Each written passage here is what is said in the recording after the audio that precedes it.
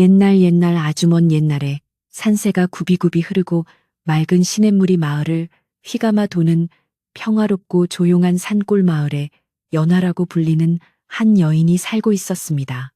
마을 끝자락에 자리 잡은 그녀의 집은 세월의 흔적이 묻어나는 낡은 기와집이었지만 마당 구석구석은 주인의 정성 어린 손길이 닿아 언제나 정갈하고 깨끗한 모습으로 길손들을 반기곤 했습니다. 사람들은 이 집을 가리켜 기다림의 집이라 불렀는데 그 이유는 연하가 30년이라는 긴 세월 동안 전장으로 떠나 돌아오지 않는 남편 박서방을 일편단심으로 기다리며 살아가고 있었기 때문이었습니다. 그녀의 마음속에는 남편이 떠나던 날의 뒷모습이 낙인처럼 찍혀 있었고 흐르는 세월도 그 기억을 지우지 못했습니다. 연화의 집 마당 한쪽에는 커다란 감나무 한 그루가 우뚝 서 있었는데 이 나무는 남편과 혼인하던 해에 마당에 함께 심었던 각별한 의미를 지닌 나무로 계절마다 다른 빛깔로 그녀의 외로움을 달래주곤 했습니다. 봄이면 연두빛 잎사귀가 돋아나 희망을 속삭였고 무더운 여름에는 넓은 그늘을 만들어 주어 연화가 바느질을 하며 남편과의 추억을 회상할 수 있는 시원한 쉼터가 되어 주었으며 가을에는 주홍빛으로 탐스럽게 익은 감들이 남편의 얼굴처럼 매달려 있었습니다. 그녀는 매일같이 마당을 정성껏 쓸고 닦으며 혹시라도 남편이 갑자기 대문을 열고 들어올 때 발이라도 다칠까 노심초사하며 돌멩이 하나하나까지도 정갈하게 고르는 정성을 보였으니 마을 사람들은 그 깊은 마음을 보며 고개를 숙였습니다. 매일 새벽 어스름이 가시기도 전에 연하는 마을 뒷산 계곡에서 내려오는 차가운 옹달샘물을 길어와 정화수를 정성스럽게 떠놓고 남편의 안녕을 빌었는데 비바람이 몰아치거나 눈보라가 치는 혹독한 날씨에도 그녀의 정성은 한 번도 거르는 법이 없었습니다. 그녀는 무릎이 시리고 손끝이 갈라지는 고통 속에서도 남편이 전장에 거친 칼바람 속에서 겪었을 고초를 생각하면 자신의 수고로움은 아무것도 아니라며 스스로를 다독였고 남편이 무사히 살아만 있다면 세상 무엇과도 바꿀 수 있다는 굳은 결심을 가슴 깊이 새기고 있었습니다. 동네 여인들이 우물가에 모여 남편 뒷담화를 하거나 자식 자랑을 늘어놓을 때도 연화는 오직 남편에 대한 그리움을 가슴에 품고 조용히 미소만 지으며 자신의 자리를 지켰습니다. 30년 전 남편 박서방이 나라의 전란을 막기 위해 무거운 군복을 입고 길을 떠나던 날 마을 입구의 노거수 아래서 두 사람은 서로의 손을 꼭 잡고 눈물 젖은 마지막 인사를 나누며 꼭 살아 돌아오겠다는 굳은 약속을 가슴 깊이 새겼던 기억이 연화의 머릿속에는 어제 일처럼 생생하게 남아 있었습니다. 당시 박서방은 아내의 해진 꽃신을 보며 돌아오면 비단신을 꼭 사주겠다고 약속했지만 세월은 무정하게 흘러 어느덧 30년이라는 긴 세월이 지났고 연화는 남편이 사주기로 했던 비단신 대신 스스로 무명시를 꼬아 만든 집신을 신고 수없이 그 고갯마루를 바라보며 기약 없는 기다림을 이어가고 있었습니다. 마을 어귀에서 들려오는 발소리 하나에도 가슴이 덜컥 내려앉으며 혹시나 남편이 아닐까 하는 희망을 품는 것이 그녀의 일상이었습니다. 마을 사람들은 처음 몇 년 동안은 연화의 처지를 진심으로 딱하게 여기며 위로의 말을 건네기도 했지만 10년이 지나고 20년이 흐르자 이제는 그만 포기하고 새 삶을 찾으라고 권유하는 이들이 하나둘씩 늘어나기 시작했습니다. 하지만 연화는 그럴 때마다 인자한 미소를 지으며 남편은 분명 어딘가 살아있을 것이고 만약 죽었다면 꿈속에라도 나타났을 텐데 아무 기척이 없는 것을 보니 살아있는 게 분명하다고 대답하며 주위의 권유를 완곡하게 거절해 왔습니다. 그녀의 완고한 믿음은 시간이 갈수록 마을의 전설처럼 굳어져 갔고 사람들은 연화를 보며 절개의 상징이라 칭송하기도 했지만 뒤돌아서면 너무나 가련한 여인이라며 혀를 차며 안타까워하는 마음을 차마 감추지 못했습니다. 연화는 남편이 언제 돌아오더라도 집안의 분위기가 낯설지 않도록 예전 모습 그대로를 유지하기 위해 피나는 노력을 기울였는데 낡은 창호지를 새로 바를 때도 항상 남편이 좋아하던 소박한 무늬를 고집하며 집안을 가꿨습니다. 부엌의 가마솥은 항상 반짝반짝 닦여 있었고 남편이 좋아하던 된장찌개의 구수한 냄새가 끊이지 않도록 늘 장을 담그고 정성을 들였으며 뒤뜰의 장독대에는 해마다 새로 담근 장들이 가지런히 줄을 서서 주인을 기다리고 있었습니다. 비가 오나 눈이 오나 연화는 남편의 신발을 캔마루 아래 나란히 놓아두어 금방이라도 주인이 돌아와 신을 수 있게 준비해 두었으니 그 정성이 하늘에 닿기를 바라는 간절한 마음이 온 집안 구석구석에 배어 있었습니다. 깊어가는 밤이면 연화는 호롱불 아래 앉아 남편이 입고 떠났던 것과 비슷한 무명천을 끊어와 옷을 짓곤 했는데 바늘귀를 꿰는 손길마다 그리움이 실려 한 땀 한 땀 장인의 정성보다 더한 애절함이 묻어났습니다. 그녀의 눈가에는 세월이 남긴 주름이 깊게 패였지만 남편을 향한 등불 같은 눈빛만은 30년 전 그날처럼 맑고 투명하게 빛나고 있었으며 방 안 가득 채워진 남편의 옷가지는 어느덧 수십 벌에 달해 그 자체로 연화의 세월을 대변해 주었습니다. 밤바람이 창호지를 흔들 때마다 그녀는 혹시나 남편이 문 밖에서 헛기침이라도 하지 않을까 귀를 기울이며 잠 못 이루는 밤을 지새우는 것이 어느덧 익숙한 풍경이 되어버린 지 오래였습니다. 마을에서 가장 나이가 많은 감내 할머니는 가끔 연화의 집을 방문하여 그녀의 손을 꼭 잡으며 이제는 마음을 비우고 편히 지내라고 타일렀지만 연화는 그저 조용히 고개를 저으며 남편과의 약속을 지키는 것이 자신의 유일한 삶의 이유라고 말했습니다. 감내 할머니는 그런 연화를 보며 지극한 정성이면 하늘도 감복한다지만 인간의 목숨은 하늘에 달린 것이니 너무 애태우지 말라고 마지막 당부를 남기고는 돌아섰지만 연화의 마음속 깊은 곳에는 여전히 꺼지지 않는 희망의 가탄에 불씨가 살아있었습니다. 마을 아이들은 연화의 집 앞을 지나갈 때면 소문으로만 듣던 박서방의 이야기를 속삭이며 과연 그가 정말 돌아올지 내기를 걸기도 했지만 연화는 그런 소문에는 아랑곳하지 않고 자신의 자리를 지켰습니다. 한겨울 매서운 추위가 몰아쳐 마을의 모든 우물이 얼어붙을 때도 연화는 얼음을 깨고 물을 길어와 남편의 자리에 따뜻한 밥물을 올렸으며 자신은 찬밥을 먹을지언정 남편의 밥그릇에는 항상 김이 모락모락 나는 새 밥을 담아두었습니다. 그녀의 이런 행동을 보고 미쳤다고 수군거리는 이들도 있었지만 연화에게 그것은 미친 짓이 아니라 남편과의 영혼을 잇는 유일한 끈이었으며 죽음보다 깊은 그리움을 이겨내는 그녀만의 치열한 삶의 방식이었습니다. 남편이 전장으로 떠날 때 남겨두었던 손때 묻은 목각 인형 하나를 가슴에 품고 잠드는 밤이면 그녀는 꿈속에서나마 전쟁이 없는 평화로운 나라에서 남편과 함께 밭을 일구는 행복한 상상을 하며 눈물 젖은 미소를 지었습니다. 연화는 자신의 머리카락이 하얗게 새어가는 것을 보며 남편도 이제는 머리에 서리가 내려앉았을 것이라 짐작하며 그가 돌아왔을 때 서로를 알아보지 못하면 어쩌나 하는 부질없는 걱정을 하기도 했지만 눈빛만큼은 변하지 않았을 것이라 믿었습니다. 그녀는 남편의 얼굴을 잊지 않기 위해 매일같이 마음의 거울에 남편의 이목구비를 그려보았으며 그가 잘 웃던 모습과 화를 낼 때의 미묘한 표정 변화까지도 하나하나 복기하며 기억의 끈을 놓지 않으려 발버둥 쳤습니다.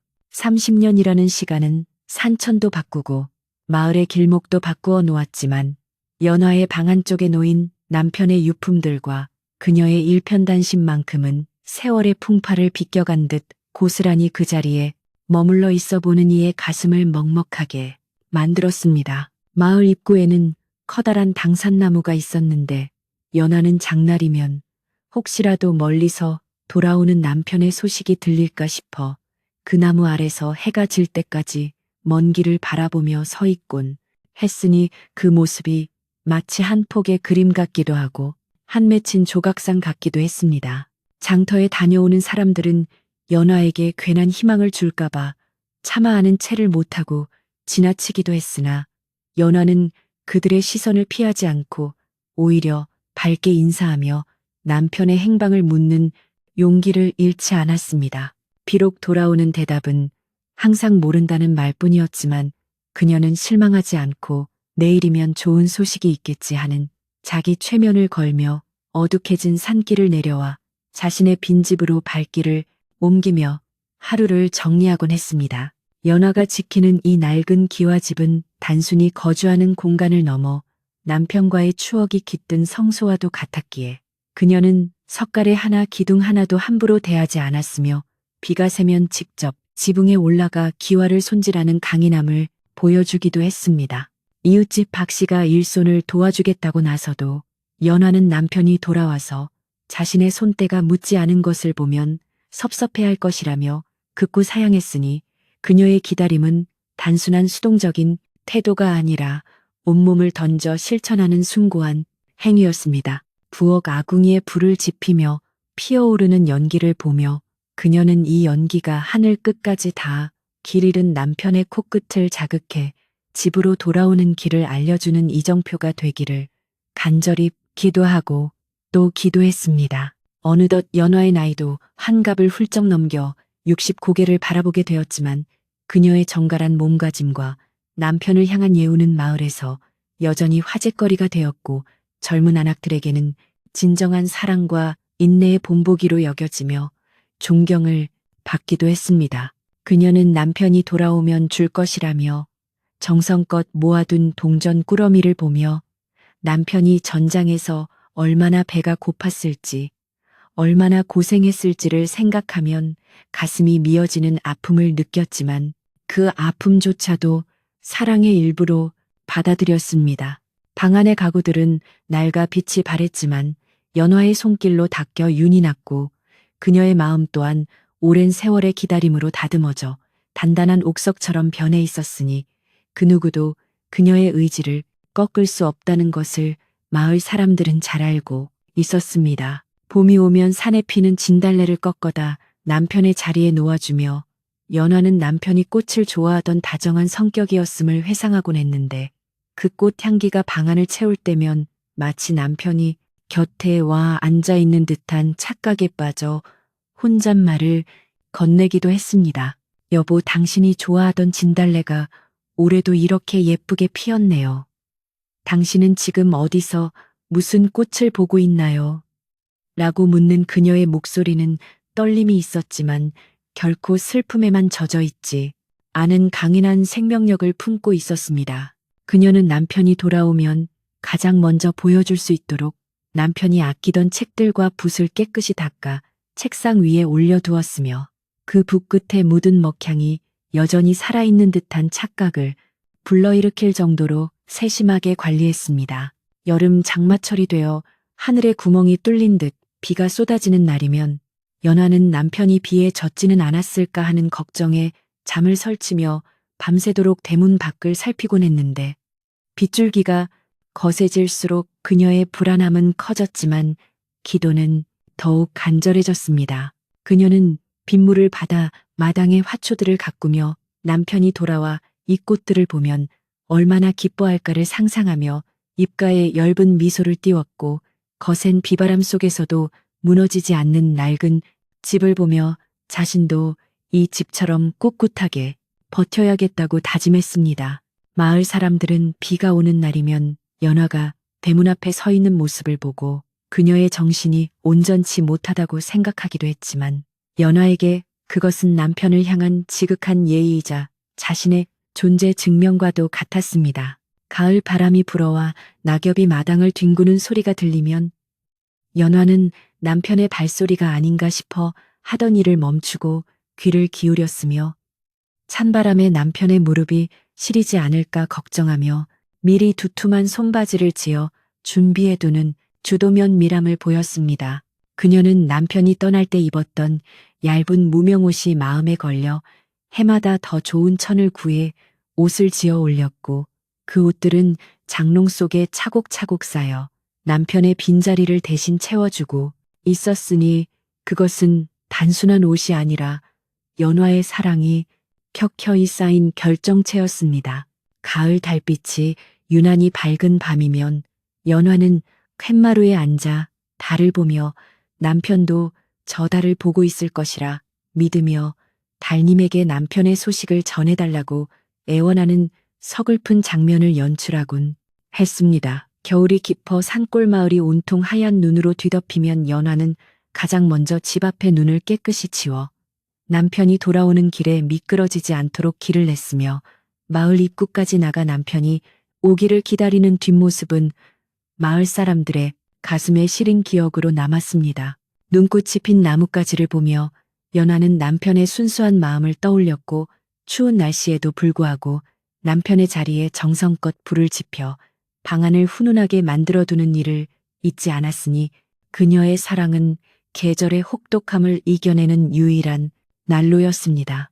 그녀의 손가락 마디마디는 모진 세월의 풍파로 뒤틀리고 거칠어졌지만 그 손으로 짓는 남편의 밥상만큼은 세상 그 어느 성찬보다도 화려하고 정성이 가득 담겨 있어 보는 이에 눈시울을 적시게 했습니다. 연화가 이렇게 30년을 버틸 수 있었던 원동력은 남편이 떠나기 전 그녀의 귓가에 속삭였던 반드시 돌아오겠다는 짧은 한마디였으며 그 약속은 그녀에게 성경이자 법전이며 삶의 유일한 나침반이 되어 그녀를 이끌어 주었습니다. 그녀는 남편의 목소리를 잊지 않기 위해 매일 밤 자신의 이름을 부르던 남편의 음성을 입 밖으로 내어 불러보았고 그 울림이 방 안의 정적을 깰 때마다 남편이 실제하는 듯한 안도감을 느끼며 하루를 마칠 수 있었습니다. 마을의 노인들은 연화의 이런 헌신적인 태도를 보며 요즘 젊은 사람들은 알지 못하는 진정한 부부의 연이라며 칭찬을 아끼지 않았고 연화는 그런 칭찬조차 부끄러워하며 오직 남편만을 기다리는 평범한 아내의 도리일 뿐이라고 겸손해했습니다. 마을에는 연화가 지키는 집 말고도 여러 집이 있었지만 유독 그녀의 집만은 시간이 멈춘 듯 고요하고 신비로운 기운이 감돌았는데 그것은 연화가 뿜어내는 지극한 정성과 기다림의 에너지가 집안 곳곳에 스며들어 있기 때문이라는 이야기가 돌기도 했습니다. 사람들은 연화의 집을 지나갈 때면 자신도 모르게 발소리를 죽이게 되었고 그 정숙함 속에서 사랑의 진정한 의미를 다시 한번 되새기게 되었으니 연화는 마을의 정신적인 지주이자 살아있는 교훈이 되어가고 있었습니다.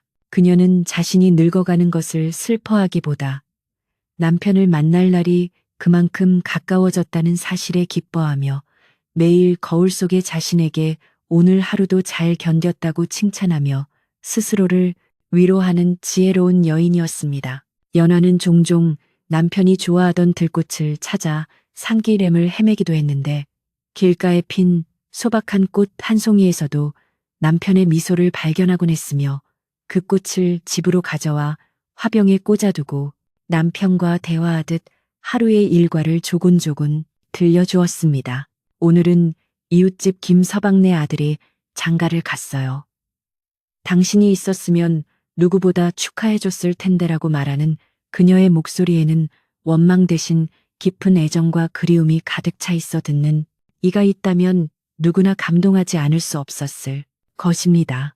그녀의 일상은 이처럼 남편이라는 중심축을 기준으로 돌아가고 있었고 남편이 없는 빈자리는 그녀의 상상력과 정성으로 가득 채워져 마치 두 사람이 함께 살고 있는 듯한 기묘하면서도 아름다운 분위기를 자아내고 있었습니다. 마을의 현자로 통하는 최영감은 연화의 집 앞을 지나갈 때마다 걸음을 멈추고 연화에게 인사를 건네며 자네의 그 마음이 언젠가는 큰 울림이 되어 돌아올 것이니 부디 몸 잘 챙기며 기다리게나 라는 격려의 말을 잊지 않았습니다. 연화는 최영감의 말에 깊이 감사하며 자신의 기다림이 결코 헛되지 않을 것임을 확신했고 그 확신은 그녀의 눈빛을 더욱 단단하게 만들어 어떤 고난이 닥쳐도 흔들리지 않는 태산 같은 마음을 갖게 해주었습니다. 마을 사람들은 연화가 남편을 기다리는 30년 동안 단 한 번도 남편을 원망하거나 불평하는 소리를 들어본 적이 없었으니 그녀의 사랑은 이미 인간의 영역을 넘어선 성스러운 경지에 도달해 있었다고 해도 과언이 아니었습니다.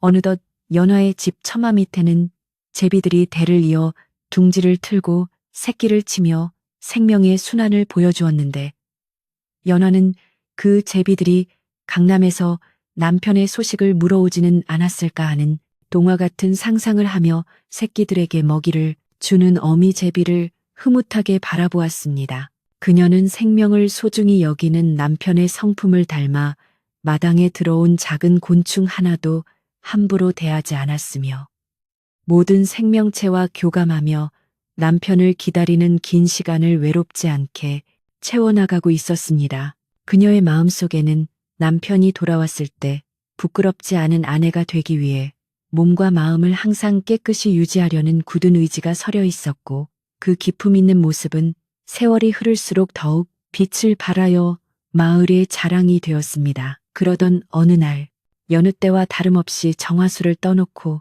남편의 안녕을 빌던 연화의 귀에 마을 입구에서부터 심상치 않은 소문이 들려오기 시작했는데 그것은 예사롭지 않은 위험을 지닌 어느 고승이 마을로 들어오고 있다는 소식이었습니다. 평소 스님들을 공양하며 공덕을 쌓던 연화였지만 이번에 들려오는 소문은 왠지 모르게 가슴을 두근거리게 했고 30년간 지켜온 그녀의 평온한 마음에 작은 파동이 일기 시작하며 알 수 없는 긴장감이 집안 공기를 감돌게 했습니다. 연화는 조용히 의복을 정돈하고 대문을 바라보며 그 스님이 누구인지 그리고 왜 이 깊은 산골 마을까지 찾아왔는지에 대한 호기심과 함께 왠지 모를 예감에 휩싸여 한마루 끝에 앉아 하염없이 밖을 응시하기 시작했습니다. 마을의 안개가 자욱하게 내려앉은 이른 새벽, 마을 어귀를 지나가는 한 스님의 모습이 포착되었는데 그의 기품은 예사롭지 않았습니다.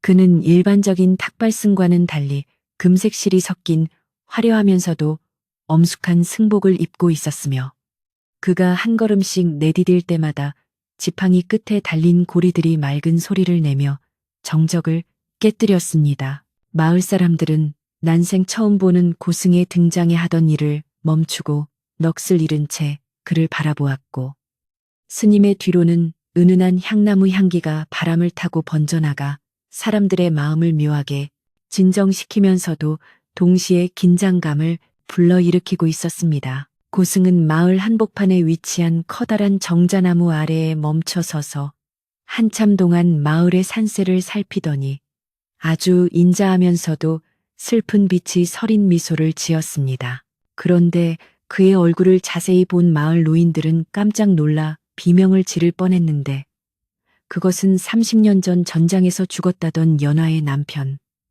박서방의 젊은 시절 모습과 너무나도 똑 닮았기 때문이었습니다. 비록 머리는 말끔히 깎고 눈빛은 깊은 연못처럼 고요하게 변해 있었지만 오뚝한 콧날과 단단한 턱선 그리고 왼쪽 눈썹 끝에 찍힌 작은 점까지도 박서방의 생전 모습과 판박이처럼 닮아 있었습니다. 이 소문은 마치 산불이 번지듯 순식간에 우물가로 퍼져나갔고 빨래를 하던 아낙네들은 방망이질을 멈춘 채 이 경악할 만한 소식에 귀를 기울였습니다. 죽은 사람이 30해가 지나 살아 돌아오는 것은 예로부터 기이한 일이라며 걱정하는 이들도 있었고 만약 정말로 박서방이라면 연화에게 이보다 더한 복이 어디 있겠느냐며 자기 일처럼 기뻐하는 이들도 있었습니다. 하지만 대다수의 사람들은 그저 반신반의하며 고승의 정체에 대해 열띤 토론을 벌였으며 어떤 이는 박서방이 전장에서 구사일생으로 살아남아 산속에서 돌을 닦아 저런 위대한 스님이 된 것이 아니냐며 상상의 나래를 펼치기도 했습니다.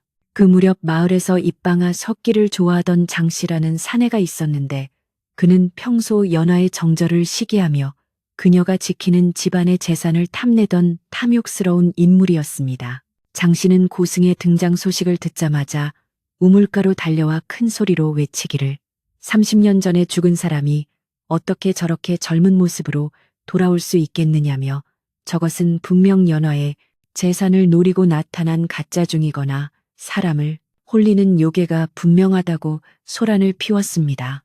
그의 선동에 동요한 몇몇 사람들은 고승의 정체를 의심스러운 눈초리로 바라보기 시작했고, 평화롭던 마을 분위기는 순식간에 의욕과 불신이 가득한 험악한 분위기로 변해버리고 말았습니다. 소문이 꼬리에 꼬리를 물고 이어지는 동안 고승은 사람들의 수군거림에는 전혀 아랑곳하지 않고 천천히 연화의 집을 향해 발걸음을 옮기고 있었습니다. 그가 지나가는 길목마다 사람들이 모여들어 구경을 했지만 고승은 오직 앞만 바라보며 묵묵히 걸었으며 그의 눈빛에는 세상을 달관한 듯한 깊은 평온함과 함께 무언가 말할 수 없는 비장함이 서려 있었습니다. 마을 사람들은 그가 정말 연화의 집으로 향하는 것을 보고는 가슴을 졸이며 뒤를 따랐고 이 기이한 광경을 지켜보기 위해 바티를 하던 농부들까지 다리를 던져두고 몰려들어 연화의 집 주변은 인산인해를 이루게 되었습니다.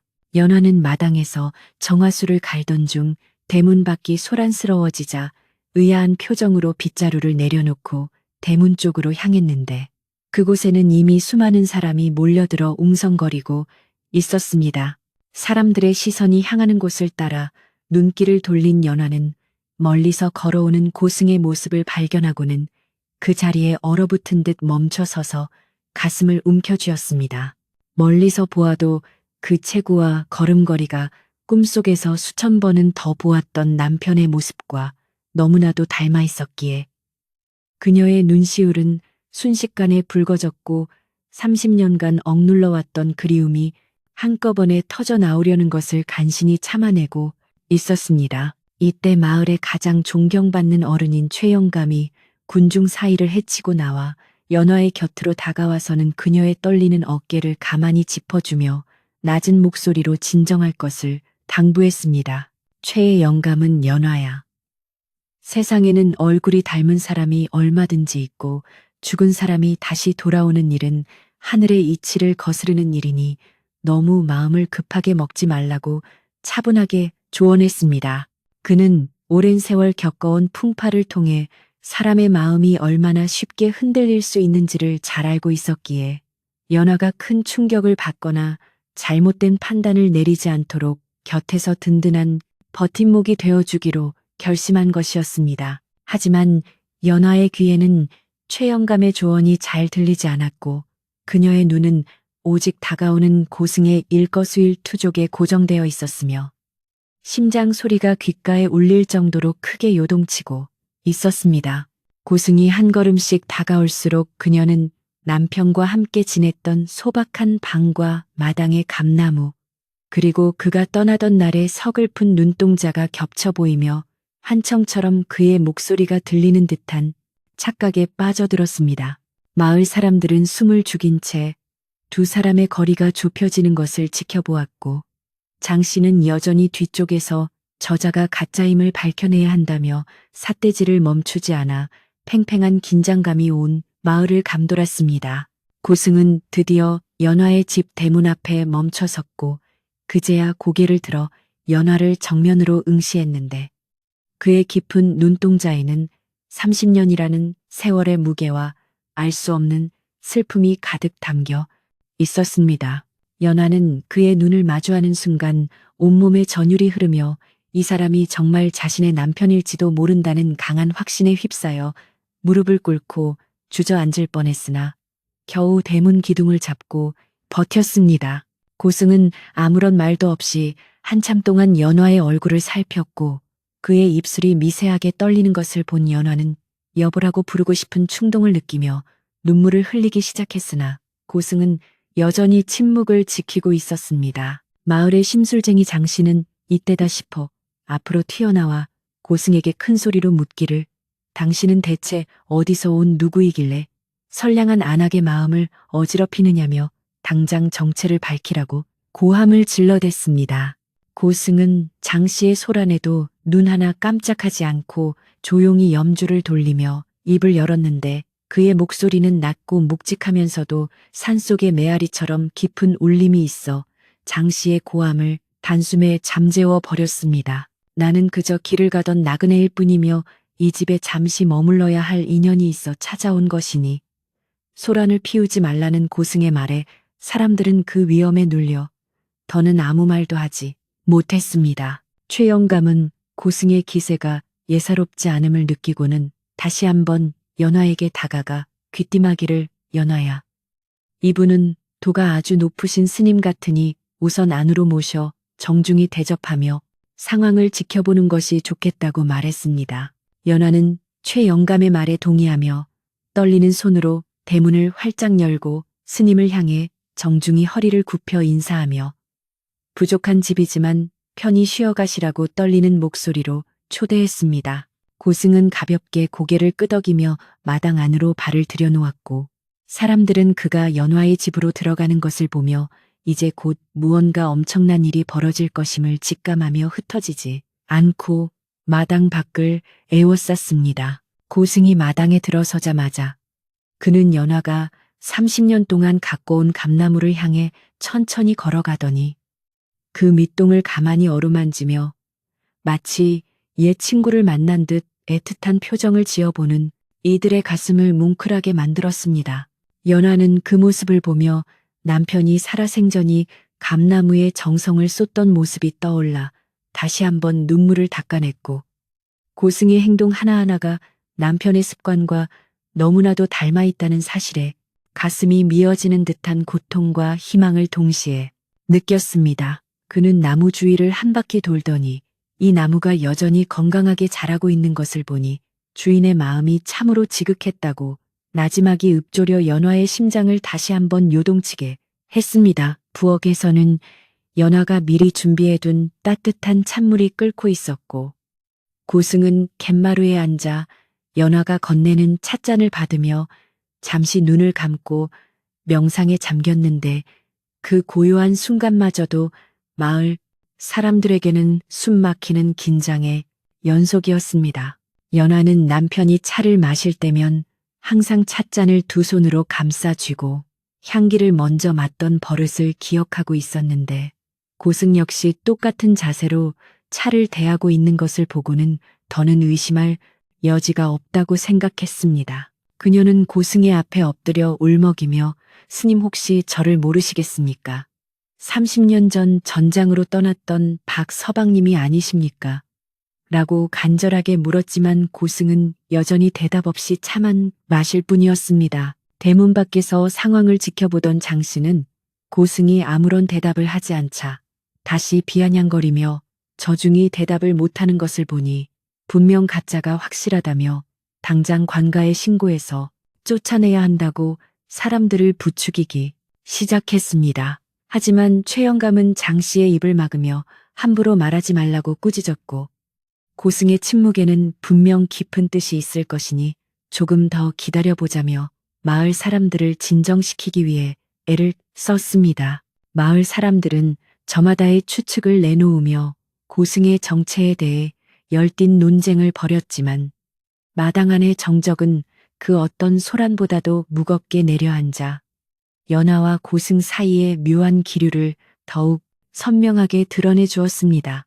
연화는 고승의 침묵이 길어질수록 초조함과 불안감이 엄습했지만 그가 정말 남편이라면 분명 자신을 알아볼 것이라는 믿음을 잃지 않고 정성껏 공양을 준비하기 위해 부엌으로 향하며 마음을 다잡으려 노력했습니다. 그녀는 남편이 가장 좋아하던 보리밥과 된장찌개 그리고 산나물을 정성스럽게 차려내며 이 음식을 맛보면 남편이 분명 마음을 열고 자신을 불러줄 것이라 기대하며 손길을 바삐 움직였습니다. 부엌의 아궁이에서 타오르는 불꽃은 연화의 간절한 마음처럼 붉게 타올랐고 연기는 하늘로 높이 솟구쳐 마을 사람들의 궁금증을 더욱 자극하며 이 기이한 만남의 결말이 어디로 향할지 모두의 관심을 집중시켰습니다. 고승은 연화가 차려온 소박한 밥상을 물끄러미 바라보더니 잠시 숟가락을 들지 않고 가만히 앉아 있었는데 그 짧은 순간이 연화에게는 영겁의 시간처럼 느껴질 정도로 긴장감이 최고조에 달한 순간이었습니다. 그는 천천히 숟가락을 들어 된장찌개 맛을 보더니 아주 작게 고개를 끄덕였고 그 모습을 지켜보던 연화는 남편이 맛있는 음식을 먹을 때 짓던 특유의 표정을 발견하고는 그 자리에 털썩 주저앉아 흐느끼기 시작했습니다. 마을 사람들은 연화의 울음소리를 듣고는 고승이 드디어 정체를 드러낸 것이 아니냐며 술렁거렸고, 장씨마저도 고승의 범상치 않은 분위기에 눌려 더는 소란을 피우지 못한 채 상황을 예의주시하고 있었습니다. 식사를 마친 고승은 조용히 발을 내려놓고 연화를 바라보며 당신의 정성이 참으로 갸륵하여 이 밥상이 내 가슴에 깊이 와닿았노라고 말하며 그녀의 노고를 치하했으나 여전히 자신이 남편이라는 사실은 인정하지 않았습니다. 연화는 답답한 마음에 스님 어찌하여 저를 알아보지 못하시는 척 하십니까? 이 밥상도 이 집도 이 나무도 모두 당신을 기다리며 30년을 버텨온 것들입니다. 라고 외치며 그의 가사, 자락을 붙잡고 애원했습니다.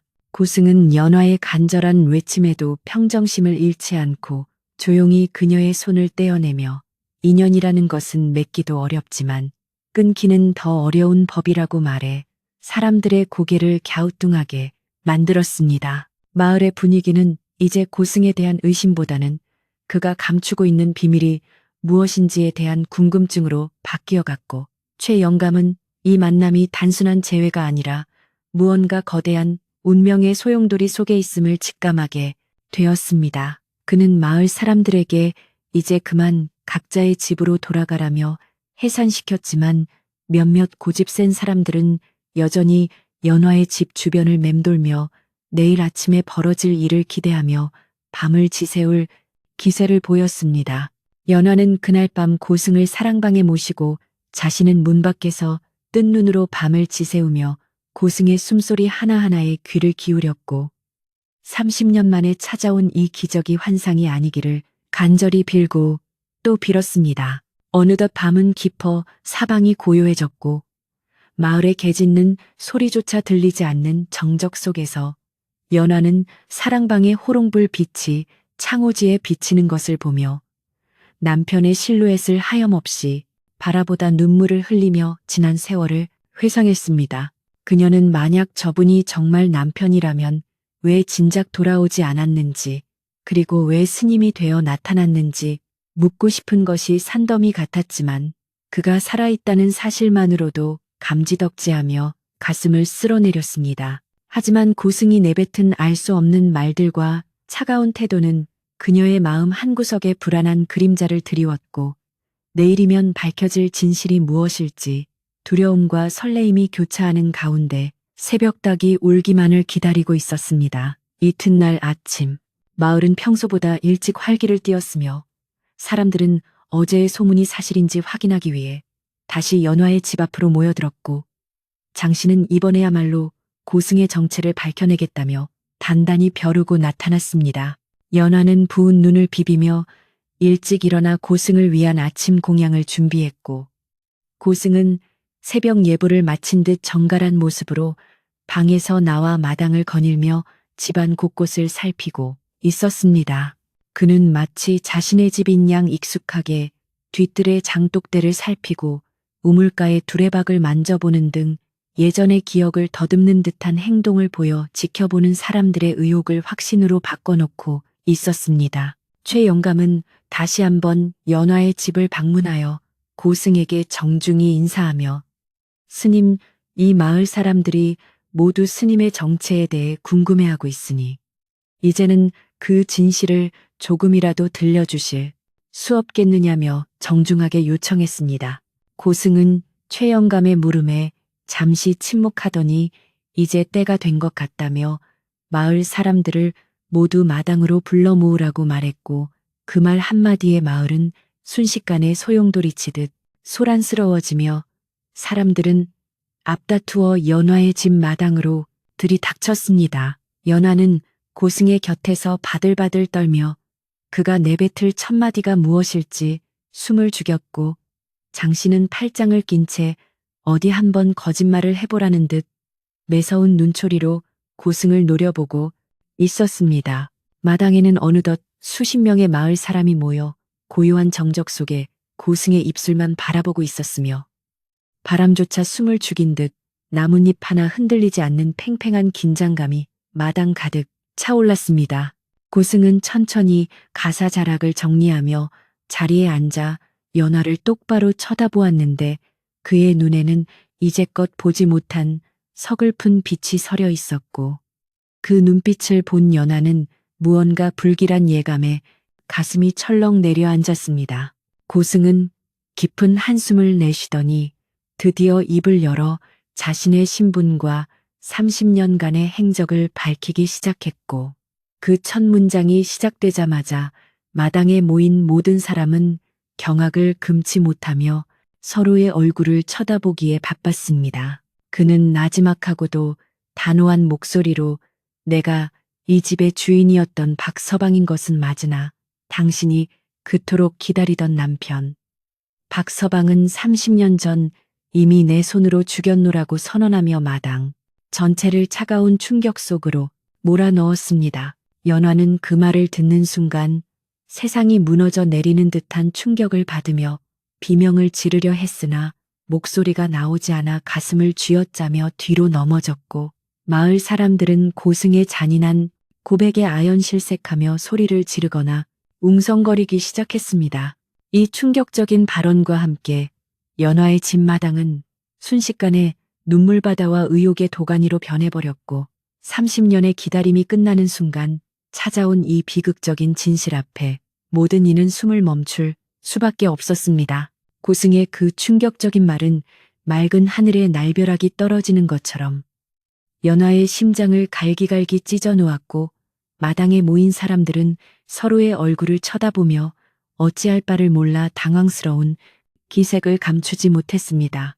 연화는 떨리는 손으로 땅을 짚으며 스님 그게 무슨 말씀이십니까? 당신이 죽였다니요. 당신이 바로 나의 남편 박서방님이 아니십니까? 라고 울부짖으며 대답을 요구했지만 고승은 여전히 바위처럼 묵묵히 앉아 슬픈 눈으로 그녀를 바라볼 뿐이었습니다. 그의 눈동자에는 피비린내 나는 전쟁터의 환영과 수많은 동료의 죽음, 그리고 그 지옥 같은 곳에서 살아남기 위해 인간이기를 포기해야 했던 한 남자의 처절한 고뇌가 서려 있어 보는 이의 가슴을 먹먹하게 만들었습니다. 고승은 잠시 침묵을 지키더니 가늘게 떨리는 목소리로 30년 전 그 무서운 전장에서는 매일같이 사람이 죽어나갔고 나 또한 그곳에서 육신의 생명은 부지했으나 예전의 박서방이라는 인간은 이미 죽어 없어진 것이나 다름없다고 차분하게 설명을 이어갔습니다. 그는 자신이 살아남기 위해 휘둘렀던 칼날 끝에 쓰러져간 수많은 생명을 보며 인간에 대한 깊은 회의와 공포를 느꼈고 결국 전쟁이 끝난 뒤 고향으로 돌아오려던 발걸음을 돌려 깊은 산속 사찰로 들어가 스스로의 과거를 지우고 업보를 씻기로 결심했다고 털어놓았습니다. 즉 그가 말한 죽음은 육체적인 죽음이 아니라 새 속에 연을 맺고 사랑을 속삭이던 평범한 사내로서의 자아가 전쟁의 참혹함 속에서 완전히 소멸해 버렸음을 의미하는 것이었습니다. 이 기막힌 사연을 들은 마을 사람들은 고개를 끄덕이면서도 한편으로는 연화의 30년 세월이 너무나 가련하여 여기저기서 한숨 섞인 탄식이 터져 나왔고 장씨는 이 때를 놓치지 않고 다시 목소리를 높여 궤변을 늘어놓기 시작했습니다. 장씨는 저중이 지금 말장난으로 우리를 속이고 있다며 결국 박서방이 살아있으면서도 아내를 버리고 혼자 도망가 죽노릇을 했다는 것인데 그것이 어찌 정당화될 수 있겠느냐며 고승을 파렴치한 인간으로 몰아붙였습니다. 하지만 연하는 장씨의 소란에는 눈길조차 주지 않은 채 고승의 얼굴을 뚫어지게 바라보며 그가 겪었을 지옥 같은 고통과 그 고통을 이겨내기 위해 선택해야 했던 차가운 불심의 길을 마음으로 읽어내려 애쓰고 있었습니다. 고승은 장씨의 비난에도 아랑곳하지 않고 연화에게 당신이 30년 동안 나를 기다리며 바친 그 지극한 정성을 모르는 바가 아니며 그 정성이 나를 이곳까지 이끌어 마지막 인사를 하게 만든 것이라고 말하며 그녀의 희생을 높이 평가했습니다. 그는 가사 속에서 낡고 때 묻은 작은 비단 주머니 하나를 꺼내 연화의 앞에 내려놓았는데 그것은 30년 전 박서방이 전장으로 떠날 때 연화가 몰래 보찜 속에 넣어주었던 그녀의 머리카락과 붉은 실록곤, 매듭이었습니다. 연화는 그 낡은 주머니를 보는 순간 봇물 터지듯 눈물을 쏟아내며 이것을 아직도 간직하고 계셨단 말입니까? 라며 주머니를 가슴에 꼭 껴안았고 그 모습에 마당에 모인 사람들도 눈시울이 붉어져 고개를 돌렸습니다. 이야기가 깊어질수록 고승이 감추고 있었던 전쟁터의 참혹한 진실들이 하나둘씩 드러나기 시작했는데 그는 전우들의 시신을 넘고 넘어 살아남은 자의 죄책감이 얼마나 무거운지를 낮은 목소리로 읊조리며 그 죄를 씻기 전에는 결코 집으로 돌아올 수 없었다고 고백했습니다. 그는 매일 밤 꿈속에서 전쟁터의 비명소리와 아내의 울음소리가 뒤섞여 들려 괴로워했으며 불교의 가르침에 귀의하여 마음을 닫고 또 닦아 이제야 겨우 모든 미련과 원망을 내려놓고 연화 앞에 설 수 있는 자격을 얻었다고 말했습니다. 연화는 남편이 보낸 30년이 단순히 도피의 시간이 아니라 자신과 가족에게 지은 죄를 씻기 위한 피나는 수행의 과정이었음을 깨닫고 가슴 깊은 곳에서 우러나오는 연민을 느꼈습니다. 이때 마을의 최영감이 조용히 나서며 스님 그렇다면 스님은 이제 다시 박서방으로 돌아와 이 연화 여인과 남은 생을 함께 하실 마음은 없으신 것입니까? 라고 모두가 궁금해하는 질문을 조심스럽게 건넸습니다. 마당에는 찬물을 끼얹은 듯 정적이 감돌았고 모든 사람의 시선이 고승의 입술에 집중되었으나 그는 아주 천천히 고개를 저으며 이미 부처님께 몸을 바친 몸이라 새 속의 인연을 다시 맺는 것은 불가능한 일이며 자신은 오직 연화의 한을 풀어주기 위해 잠시 들른 객일 뿐이라고 선을 그었습니다. 이 단호한 거절의 말에 마을 안악들은 연화가 너무 불쌍하다며 소리내어 울기 시작했고 연화 또한 남편을 되찾았다는 기쁨보다는 그를 영영 잃어버릴지도 모른다는 두려움에 몸을 떨었습니다. 고승은 연화의 슬픔을 달래려는 듯 그녀에게 이 집 뒷산 바위 틈에 숨겨두었던 우리의 비밀을 기억하느냐고 물었고 연화는 깜짝 놀라며 혼인 첫날 밤 당신이 장난삼아 감춰두었던 구리 가락지를 말씀하시는 것입니까? 라고 되물었습니다. 고승은 작게 미소 지으며 그렇소 그 가락지는 여전히 그 자리에 있을 것이며 그것이 내가 박서방이라는 증거이자 동시에 과거의 나를 그곳에 묻어두었다는 징표라고 말하며 연화에게 그 가락지를 찾아가라고 권했습니다. 마을 사람들은 두 사람만이 아는 비밀스러운 이야기가 나오자 고승이 진짜 박서방임을 확신하게 되었고 그가 보여준 신비로운 증거들에 감탄하며 이 기이한 운명의 장난에 혀를 뚝 내둘렀습니다. 연화는 고승의 말을 듣고는 당장이라도 뒷산으로 달려가 가락지를 확인하고 싶었으나 눈앞에 앉아있는 이 고귀한 스님이 정말 자신의 남편인지 아니면 남편의 탈을 쓴 전혀 다른 존재인지 혼란스러워하며 마음을 가다듬으려 애썼습니다. 그녀는 스님 만약 당신이 정말 나의 남편이라면 어찌 저를 이렇게 혼자 두고 다시 떠나려 하십니까? 30년의 기다림이 고작이 눈물 섞인 대화 몇 마디로 끝나는 것입니까? 라고 원망 섞인 질문을 던졌습니다.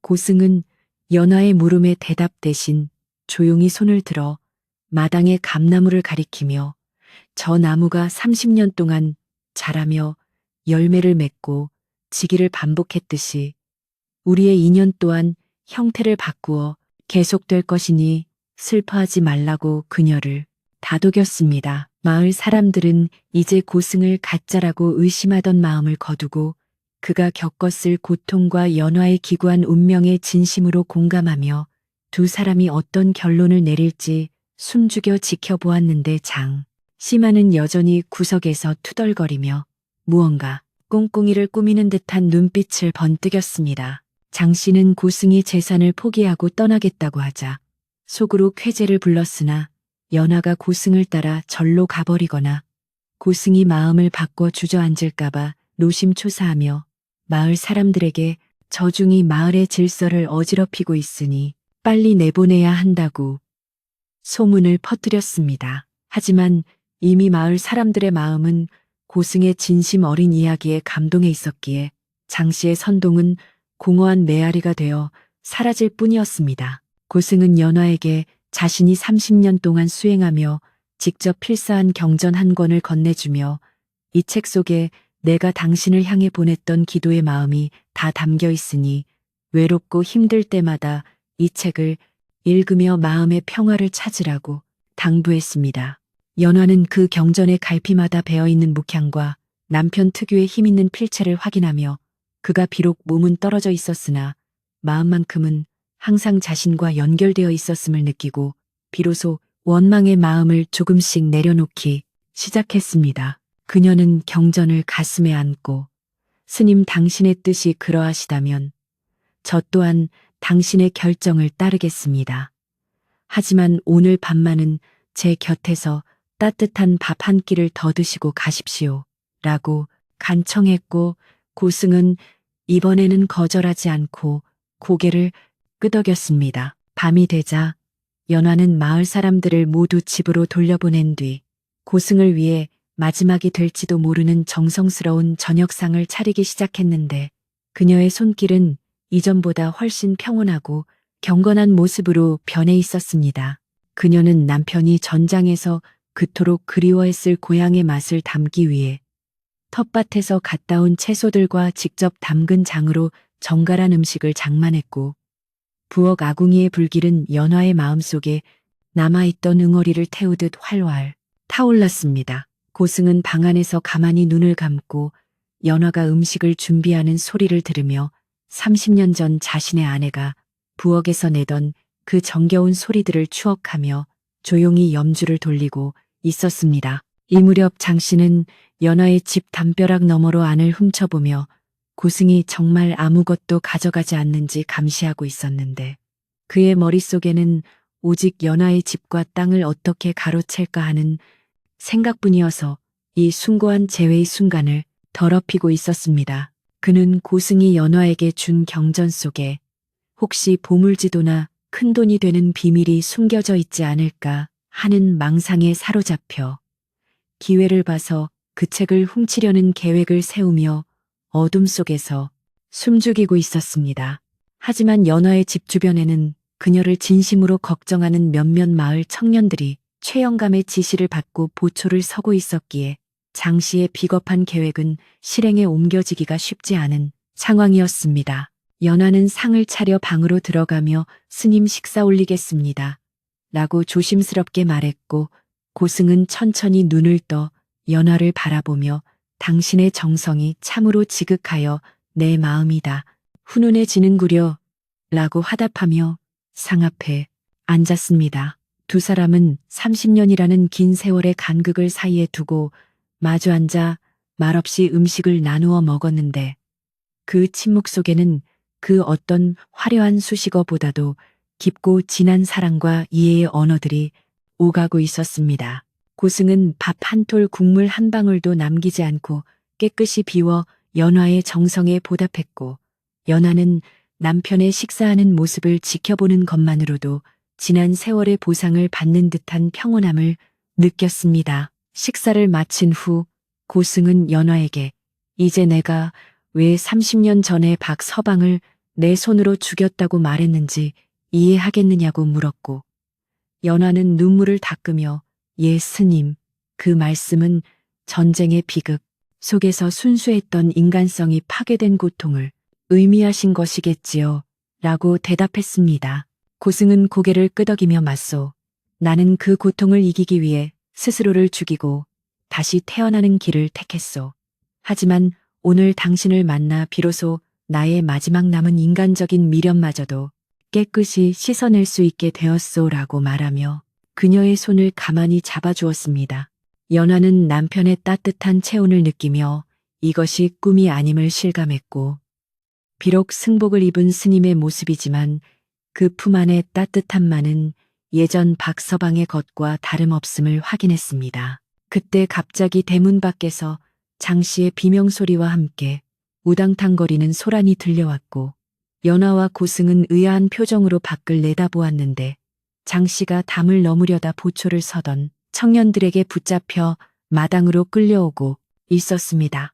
장씨는 억울하다며 발버둥 쳤지만 그의 품속에서는 연화의 집 문서를 훔치려 준비한 가짜 서류들이 쏟아져 나왔고 이를 본 마을 사람들은 분노하며 장씨를 몰아세우기 시작했습니다. 장씨는 끝까지 발뺌하며 저중이 연화의 재산을 빼돌리려 해서 내가 지키려 했던 것이라고 거짓말을 늘어놓았으나 이미 그의 악행을 알고 있던 사람들에게는 통하지 않는 변명이었습니다. 이 광경을 지켜보던 고승은 조용히 방에서 나와 장씨의 앞으로 다가갔고 그의 깊은 눈동자가 장씨를 꿰뚫어 보듯 응시하자 장씨는 그 위험에 눌려 그만 무릎을 꿇고 사죄하기 시작했습니다. 고승은 장씨에게 욕심이라는 것은 결국 자기 자신을 태우는 불길과 같으니 지금이라도 그 마음을 내려놓고 참회하라고 엄중히 꾸짖었고 장씨는 고승의 기세에 압도되어 눈물을 흘리며 다시는 나쁜 짓을 하지 않겠다고 맹세했습니다. 연하는 이런 소란 속에서도 평정심을 잃지 않는 고승의 모습을 보며 그가 정말로 높은 경지에 이른 고승이 되었음을 다시 한번 느꼈고 남편에 대한 존경심이 그리움을 넘어선 숭고한 감정으로 승화되는 것을 경험했습니다. 마을 사람들은 장씨를 끌어내어 마을 밖으로 쫓아버렸고 연화의 집 마당에는 다시 평화로운 정적이 찾아왔으며 고승은 마을 사람들에게 이제 모든 오해와 소란이 끝났으니 각자의 집으로 돌아가 편히 쉬라고 말하며 축복의 인사를 건넸습니다. 사람들은 고승의 배려에 감복하며 하나둘씩 자리를 떴고 최영감은 마지막까지 남아 연화에게 이제는 마음 편히 가져도 되겠구나 하며 흐뭇한 미소를 지어 보이고는 돌아갔습니다. 이제 마당에는 고승과 연화 단둘만이 남게 되었고 하늘에는 밝은 보름달이 떠올라 두 사람의 그림자를 길게 들이우며 30년 만에 찾아온 이 기적. 같은 밤을 축복하는 듯 은은한 빛을 내뿜고 있었습니다. 고승은 연화에게 이제 마지막으로 내가 당신에게 줄 선물이 하나 더 있소. 라고 말하며 그녀를 마당 한가운데로 이끌었고 그곳에서 조용히 연부를 외우기 시작했습니다. 그가 연부를 외우자 신기하게도 마당의 감나무에서 은은한 빛이 나기 시작하더니 나뭇가지마다 하얀 꽃들이 계절도 아닌데 피어오르는 기이한 현상이 벌어졌고 연하는 그 아름다운 광경에 넋을 잃고 바라보았습니다. 이것은 고승이 30년간 쌓아온 공덕이 연화의 기다림과 만나 일으킨 기적으로 그녀의 슬픈 마음을 위로하고 앞으로의 삶에 축복을 내리는 성스러운 징표와도 같았습니다. 연화는 감나무 꽃향기에 취해 잠시 모든 시름을 잊고 남편과 처음 만났던 그날처럼 순수한 행복감을 느꼈습니다. 고승은 꽃향기가 가득한 마당에서 연화에게 당신은 이제 더 이상 기다림의 감옥에 갇힌 죄인이 아니라 사랑을 완성한 위대한 여인이라며 그녀의 자존감을 높여주었고 그녀의 남은 생이 저 꽃들처럼 향기롭고 평온하기를 빌어주었습니다.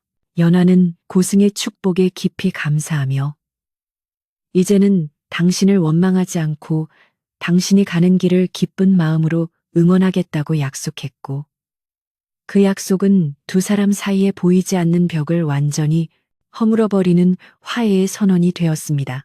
그녀는 고승의 눈에서 흐르는 한 줄기 눈물을 보았는데 그것은 이별의 슬픔이 아니라 모든 업보를 마친 자의 해탈의 눈물이었음을 그녀는 직감적으로 알 수 있었습니다. 밤이 더욱 깊어지자 고승은 이제 떠날 준비를 해야겠다며 자신의 지팡이를 짚고 일어섰고 연화는 차마 붙잡지 못하고 그의 뒷모습을 바라보며 마지막 인사를 준비했습니다.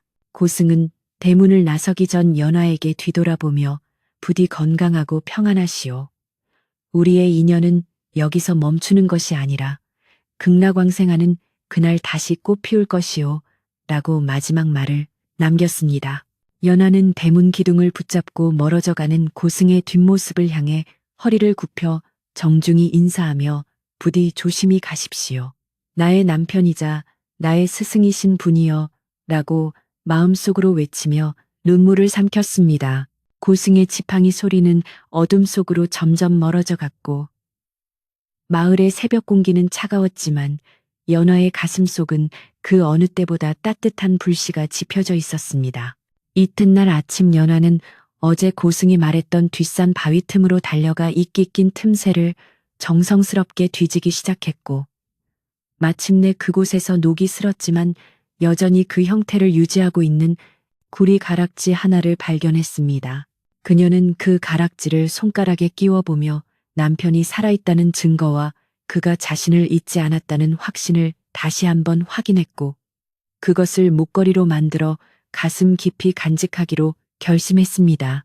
마을 사람들은 연화가 찾아낸 가락지 이야기를 들으며 다시 한번 놀라워했고 이제 그녀의 집은 슬픈 기다림의 집이 아니라 기적과 사랑이 머무는 축복의 집으로 마을의 명소가 되어갔습니다. 연화는 그날 이후로 더 이상 문 밖을 서성이며 남편을 기다리지 않게 되었고 대신 고승이 주고 간 경전을 읽으며 마음의 수양을 쌓고 마을의 어려운 이웃들을 돌보며 보람찬 하루하루를 보내기 시작했습니다. 그녀의 얼굴에서는 수심이 가라앉고 그 자리에 온화하고 자비로운 미소가 피어났으며 사람들은 그런 연화를 보며 참된 사랑의 결말이 무엇인지를 깨닫게 되었습니다.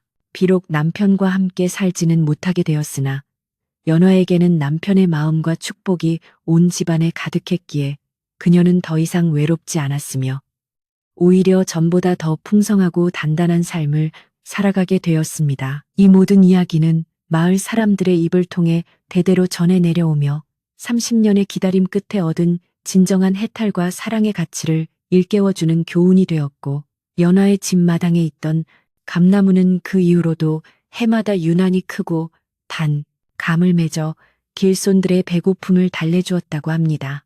연화는 늦은 밤이면 가끔씩 고승이 떠나간 그 길을 바라보며 미소 짓곤 했는데 그 미소는 집착을 버린 자만이 지을 수 있는 가장 아름다운 평화의 상징이었습니다. 그리하여 그 산골 마을에는 연화 여인의 숭고한 사랑과 고승의 자비로운 가르침이 달빛처럼 은은하게 남아 오늘날까지도 우리들의 마음을 따뜻하게 적셔주고 있습니다.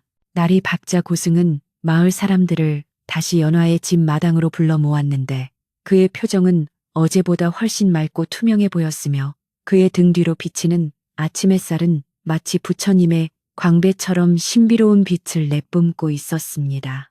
연화는 정갈하게 빗은 머리에 무명 수건을 쓰고 고승의 곁에 서서 마을 사람들을 맞이했고 사람들은 어제 보았던 그 기적 같은 일들과 장씨의 악행이 드러난 사건을 떠올리며 숙연한 마음으로 자리에 앉았습니다. 최영감은 마을 어른으로서 가장 앞자리에 앉아 고승의 입술이 열리기만을 기다렸고 장씨는 마을 청년들에게 붙들려 마당 한 구석에서 고개를 푹 숙인 채 자신의 잘못을 뼈저리게 뉘우치는 척하며 처분을 기다리고 있었습니다. 고승은 마을 사람들을 향해 부드러운 목소리로 말하기를 이제 이 집의 주인은 오직 이 자리에 있는 연화 보살뿐이며 그 누구도 그녀의 재산이나 명예를 탐해서는 안 된다고 엄중히 선포하여 장씨와 같은 무리가 다시는 딴 마음을 품지 못하게 캐기를 박았습니다. 그는 자신이 30년 전 전장에서 겪었던 일들을 다시 한번 언급하며 인간의 욕심이 빚어낸 전쟁이 얼마나 많은 가정을 파괴했는지 그리고 연화의 기다림이 그 파괴된 세상 속에서 얼마나 귀한 꽃이었는지를 역설하며 마을 사람들에게 큰 울림을 주었습니다. 사람들은 고승의 가르침에 고개를 끄덕이며 자신들도 모르게 가졌던 연화에 대한 편견과 수군거림을 반성했고 마당은 어느덧 참회와 화해의 기운으로 가득 차올랐습니다. 이때 마을에서 가장 혈기왕성한 청년인 돌쇠가 나서서 스님 그렇다면 저 악독한 장씨는 어떻게 처벌해야 하겠습니까? 라고 물었으나 고승은 인자하게 웃으며 죄는 미워하되 사람은 미워하지 말라는 부처님의 말씀을 전하며 장 씨에게 마을의 공중 우물을 한 달 동안 청소하고 연화의 집대감을 준비하는 것으로 속죄하게 하라고 제안했습니다. 장 씨는 고승의 자비로운 처분에 감격하여 바닥에 머리를 돋으며 연신 감사하다고 외쳤고 마을 사람들도 그의 진심 어린 사과를 보고는 분노를 가라앉히며 장 씨가 새로운 사람이 될 수 있도록 기회를 주기로 합의했습니다. 이로써 마을을 어지럽혔던 갈등과 의심은 일단락되었고 연화의 집은 다시금 평화로운 일상을 되찾을 준비를 마쳤습니다. 고승은 이제 자신의 소임을 다했다는 듯 지팡이를 짚고 일어나 연화에게 마지막 당부를 남겼는데 그것은 이 집을 단순히 거처로 삼지 말고 마을 사람들의 마음을 치유하는 명상과 자비의 공간으로 쓰라는 숭고한 권유였습니다. 그는 연화에게 당신은 이미 30년의 기다림을 통해 성자의 반열에 올랐으니 이제 그 큰 사랑을 마을 사람들과 나누며 남은 생을 보람차게 보내라고 격려하며 그녀의 손에 작은 염주 하나를 쥐어주었습니다. 연화는 고승의 깊은 뜻을 받들어 고개를 숙여 인사하며 스님 당신이 가시는 길에 부처님의 가호가 함께하기를 빌겠습니다라고 눈물 섞인 목소리로 화답했고 고승은 흐뭇한 미소를 지으며 대문을 향해 천천히 발걸음을 옮겼습니다. 마을 사람들은 고승이 떠나는 길을 배웅하기 위해 마을 입구까지 줄을 서서 경의를 표했고 고승은 한 사람 한 사람의 눈을 맞추며 평화와 안녕을 빌어주는 자비로운 모습을 보여주어 마을 전체가 성스러운 기운에 휩싸였습니다. 연화는 대문 앞에 서서 고승의 뒷모습이 산모퉁이를 돌아 사라질 때까지 한참 동안 자리를 뜨지 못했으나 이제 그녀의 가슴에는 예전과 같은 시린 슬픔 대신 은은한 평화의 등불이 켜져 있었습니다. 그녀는 마당으로 돌아와 고승이 앉았던 자리를 가만히 어루만지며 이제는 남편을 기다리는 여인이 아니라 세상의 아픔을 보듬는 수행자의 마음으로 살아가겠노라 굳게 다짐하며 집안을 정리하기 시작했습니다. 연화는 가장 먼저 남편의 빈자리를 채우기 위해 쌓아두었던 수십 벌의 옷가지들을 꺼내어 마을의 가난한 노인들과 아이들에게 골고루 나누어 주었으며 그 옷들이 주인을 찾아가 따뜻한 온기가 되는 것을 보며 남편도 하늘에서 기뻐할 것이라 생각했습니다. 그녀는 또한 고승이 일러준 대로 뒷산에서 찾아온 구리 가락지를 정갈한 비단천에 싸서 남편의 위패 옆에 고이 모셔두었고 그것을 볼 때마다 남편과의 인연이 결코 헛되지 않았음을 확인하며 마음을 다잡았습니다. 마을 안악들은 이제 연화의 집을 방문하여 그녀에게 바느질을 배우거나 세상 사는 이야기를 나누며 마음의 위안을 얻었고 연화의 집 부엌에서는 항상 구수한 차향기가 끊이지 않아 사람들의 발길이 이어졌습니다.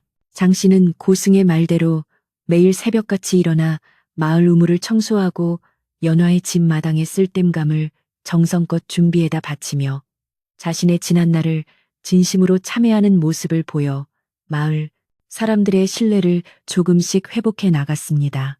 그는 연화에게 매일같이 머리를 조아리며 보살님 제가 눈이 멀어 큰 실수를 저질렀습니다. 부디 저를 용서해 주십시오라고 간청했고 연화는 그런 장 씨를 따뜻하게 맞이하며 차 한 잔을 건네주는 대인배의 풍모를 보여주었습니다. 이러한 변화는 마을 전체에 긍정적인 영향을 끼쳐 이웃 간의 사소한 다툼이 사라지고 서로를 배려하는 훈훈한 정이 넘쳐나는 마을로 변모해가는 계기가 되었으니 고승의 방문은 마을의 큰 축복이었던 셈입니다. 여름이 깊어가며 마당의 감나무에는 파란 감들이 주렁주렁 매달려 익어가기 시작했고 연화는 그 나무 아래 앉아 고승이 주고 간 경전을 읽으며 마음의 평화를 찾았는데 그녀의 목소리는 마치 산들 바람처럼 부드럽게 마을 너머까지 울려 퍼졌습니다. 그녀는 경전 속의 어려운 글귀들을 마을 아이들이 이해하기 쉬운 옛날 이야기로 풀어서 들려주기도 했으며 아이들은 연화 할머니의 이야기를 듣기 위해 매일 오후면 그녀의 마당으로 모여들어 생기가 넘쳐났습니다. 연화는 아이들의 맑은 눈동자를 보며 전쟁의 참혹함 대신 평화의 소중함을 가르쳤고 그 아이들이 자라나 이 마을을 더욱 아름답게 가꾸어 나갈 것이라는 희망을 품으며 하루하루를 소중히 여겼습니다. 비가 내리는 날이면 연화는 부엌 가궁이에 불을 지피고 마을 노인들을 초대하여 따뜻한 수제비를 대접하며 옛 추억을 나누었는데 그 자리에서 최영감은 연화야, 네가 이 마을을 지켜준 덕분에 우리 마을이 이렇게 평온해졌구나 하며 감사의 뜻을 표하곤 했습니다. 연화는 겸손하게 고개를 저으며 이 모든 것이 스님의 가르침과 마을 분들의 따뜻한 마음 덕분이라며 공을 돌렸고, 노인들은 그런 연화의 고운 심성에 다시 한번 감탄하며 그녀를 마을의 보배로 여겼습니다. 집안 곳곳에 스며있던 슬픈 기다림의 그림자는 어느덧 사라지고 그 자리에는 사람들의 웃음소리와 정겨운 대화가 가득 차올라 낡은 기와집은 이제 마을에서 가장 따뜻하고 활기찬 공간으로 거듭나게 되었습니다. 연화는 고승이 남겨준 지혜를 바탕으로 마을의 갈등을 중재하는 역할도 맡게 되었는데, 부부간의 불화나 형제간의 다툼이 있을 때마다 연화는 자신의 경험을 빗대어 사랑과 인내의 가치를 일깨워주며 그들의 마음을 돌려놓았습니다. 사람들은 연화의 말을 부처님의 말씀처럼 귀하게 여겼고, 그녀의 집마당은 마을의 크고 작은 문제들이 해결되는 지혜의 장소로 자리매김하게 되었으며, 연화는 그 속에서 진정한 자아를 발견하며 삶의 활기를 찾아갔습니다. 그녀의 얼굴에 깊게 패였던 주름살은 이제 인자한 미소와 어우러져 기품 있는 아름다움으로 변해갔고, 그녀의 눈빛은 세파에 흔들리지 않는 깊은 연못처럼 고요하고 단단해져 보는 이들에게 안도감을 주었습니다. 어느덧 가을이 찾아와 마당의 감나무가 붉은 빛으로 물들기 시작하자 연화는 마을 사람들과 함께 감을 수확하여 정성껏 곶감을 만들었는데, 그녀는 가장 잘 익은 감 몇 알을 따로 챙겨 고승이 떠나간 산길 쪽 바위 위에 올려두며 감사의 마음을 전했습니다. 그녀는 고승이 어디에 있든 이 감의 달콤함이 그에게 닿기를 빌었으며, 자신 또한 그 달콤함처럼 타인의 삶에 기쁨을 주는 존재가 되겠노라 다짐하며 수확의 기쁨을 만끽했습니다. 마을 사람들은 연화가 만든 곶감을 나누어 먹으며 올 한 해 있었던 기적 같은 일들을 회상했고, 그 과정에서 겪었던 고통과 오해들이 이제는 아름다운 추억의 한 조각으로 승화되었음을 느끼며 평화로운 가을을 보냈습니다. 연화는 밤마다 고승이 주고 간 염주를 돌리며 남편이었던 그 사내와 지금은 고승이 된 그분을 동시에 기리는 기도를 올렸는데, 그녀의 기도는 이제 개인적인 욕망을 넘어온 세상의 고승이 재상의 평안을 비는 숭고한 울림이 되어 방 안을 가득 채웠습니다. 그녀는 어둠 속에서도 두려움을 느끼지 않았으며, 오히려 그 고요함 속에서 남편의 숨결과 부처님의 자비를 동시에 느끼며 깊은 잠에 들 수 있었으니 30년 만에 찾아온 진정한 안식이었습니다. 마을의 개 짖는 소리조차 정겹게 들리는 깊은 밤. 연화의 집 처마 끝에 달린 풍경이 맑은 소리를 내며 흔들릴 때면 사람들은 연화 여인이 오늘 밤도 우리 마을을 위해 기도하고 있음을 알고 마음 편히 잠자리에 들 수 있었습니다.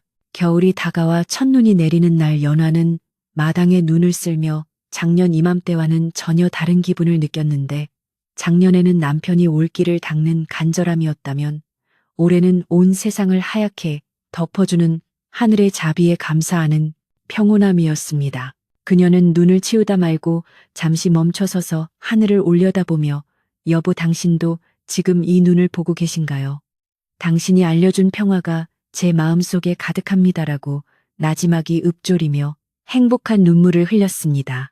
눈꽃이 핀 나뭇가지는 고승이 보여주었던 그 신비로운 꽃들을 연상시켰고, 연화는 이제 눈앞의 풍경 그 자체가 기적임을 깨달으며 자신의 삶에 주어진 모든 인연의 깊은 감사를 표하는 성숙한 여인의 모습을 보여주었습니다. 연화는 마을 아이들에게 겨울 옷을 지어주기 위해 다시 바느질 상자를 꺼냈고, 그녀의 손끝에서 탄생하는 옷들은 이제 그리움의 산물이 아니라 사랑의 실천이 되어 아이들의 몸과 마음을 따뜻하게 감싸주었습니다.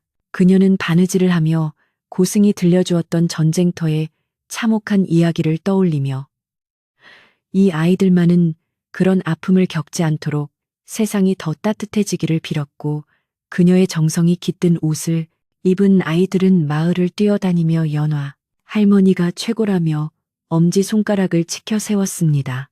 연화는 그 아이들의 웃음소리에서 돌아오지 못한 남편의 어린 시절 모습을 발견하며 슬픔을 기쁨으로 승화시켰고, 그녀의 집은 겨울바람 속에서도 항상 훈훈한 기운이 감도는 마을의 안식처가 되었습니다. 최영감은 연화의 집을 방문하여 자네의 그 변함없는 마음이 결국 마을을 구했네.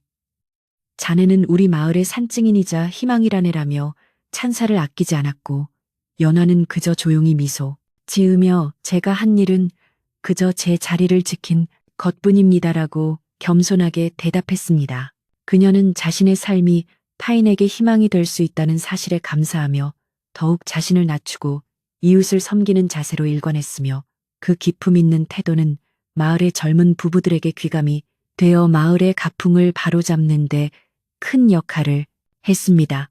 이제 마을에는 연화의 집을 기다림의 집이라 부르는 사람보다 자비의 집이라 부르는 사람이 더 많아졌고, 연화는 그 이름에 부끄럽지 않은 삶을 살기 위해 매일 아침 정화수를 떠놓고 마음을 닦았습니다.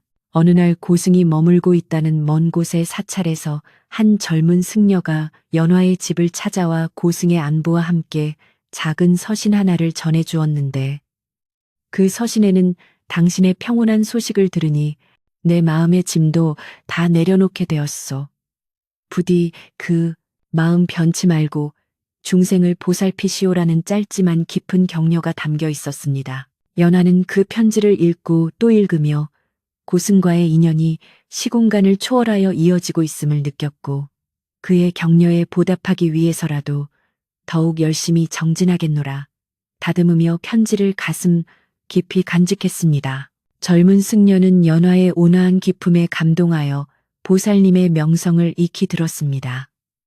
과연 듣던 대로 성자의 풍모를 지니셨습니다라고 찬탄하며 정중히 인사를 올리고 떠나갔습니다. 이 소식은 다시 마을에 퍼져 연화의 지위는 더욱 공고해졌고, 장씨는 이제 연화의 집 문턱을 넘을 때마다 신발을 가지런히 벗어놓고 가장 공손한 자세로 일손을 돕는 등 완벽하게 새 사람이 된 모습을 보여주어 마을 사람들을 놀라게 했습니다. 장씨는 보살님 덕분에 제가 사람 구실을 하게 되었습니다. 진심으로 감사드립니다라고 고개를 숙였고, 연화는 장씨의 손을 잡아주며 과거는 잊고 앞으로 좋은 일만 하며 사시라고 따뜻하게 위로해 주었습니다. 이처럼 연화는 자신을 해하려 했던 사람까지도 품어안는 넓은 가슴을 보여줌으로써 진정한 용서와 화해가 무엇인지를 몸소 실천해 보였고, 마을은 그 어느 때보다 단합된 모습으로 평화로운 겨울을 보내고 있었습니다. 연화는 집안의 낡은 벽지를 새로 바르고 창호를 손질하며 집을 더욱 단정하게 가꾸었는데, 그것은 이제 남편을 맞이하기 위함이 아니라 찾아오는 이웃들에게 쾌적한 공간을 제공하기 위한 배려로 바뀌어 있었습니다. 그녀는 방 한쪽을 작은 서재로 꾸며 고승이 준 경전과 자신이 필사한 글들을 놓아두고 마을 사람들이 언제든 와서 읽고 마음을 다스릴 수 있게 개방하였으며, 그곳은 마을의 작은 도서관이자 상담소가 되었습니다. 그녀의 세심한 손길이 닿은 집안 곳곳은 이제 슬픔의 흔적 대신 지혜와 자비의 향기가 배어 있었고, 연화는 그 공간 속에서 비로소 자신의 존재 가치를 온전히 느끼며 진정한 행복을 누리게 되었습니다. 겨울이 지나고 다시 봄 기운이 완연해지자 연화는 마당 구석구석에 남편이 좋아하던 들꽃들과 함께 마을 사람들이 가져다 준 꽃씨들을 심으며 새로운 생명의 시작을 준비했습니다. 그녀는 꽃나무를 심으며 이 꽃들이 피어날 때마다 우리 마을 사람들의 가슴에도 희망의 꽃이 피어나기를 빌었고, 그녀의 정성을 아는지 꽃들은 유난히 일찍 싹을 틔우며 보답했습니다. 마을 사람들은 연화의 마당에 핀 꽃들을 보며 이제 연화 여인의 마음에도 진정한 봄이 왔음을 기뻐했고, 그녀를 중심으로 마을은 더욱 화목하고 아름다운 공동체로 거듭나게 되었으니, 이는 30년 전에는 상상도 할 수 없었던 축복의 결말이었습니다. 연화는 이제 남편 박서방을 떠올릴 때 가슴 아픈 눈물 대신 인자한 미소를 지을 수 있게 되었으며 그가 고승이 되어 자신에게 건넸던 충격적인 말조차도 자신을 일깨우기 위한 크나큰 가르침이었음을 깊이 감사하게 되었습니다.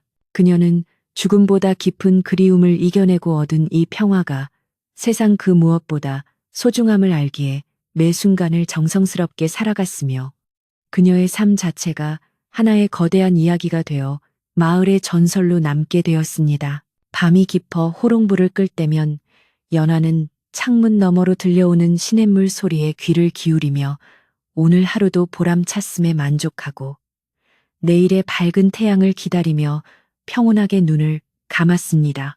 마을의 모든 소란이 잦아들고 연화의 집 마당에는 달빛만이 고요하게 내려앉아 30년의 긴 여정을 마친 한 여인의 휴식을 지켜주었으며 그 평온한 풍경은 마을 사람들에게 무언의 위로와 안도감을 선사해 주었습니다. 연화는 잠결에도 고승의 낮은 목소리가 들리는 듯하여 미소 지었고 그녀의 꿈속에서는 이제 전쟁터의 총성 대신 아름다운 산사에서 울려 퍼지는 맑은 종소리가 들려와 그녀의 영혼을 깊은 평안의 세계로 인도했습니다. 이토록 기구하고도 아름다운 30년의 기다림은 이제 자비와 사랑이라는 이름으로 완성되어 우리들의 가슴 속에 영원히 지워지지 않는 따뜻한 불빛으로 남게 되었습니다. 세월은 흐르는 물과 같아서 어느덧 연화 여인의 머리 위에도 눈부신 백설이 내려앉았고 그녀가 지키던 낡은 기와집은 이제 마을의 성소이자 모든 이들이 마음을 쉬어가는 포근한 안식처가 되었습니다.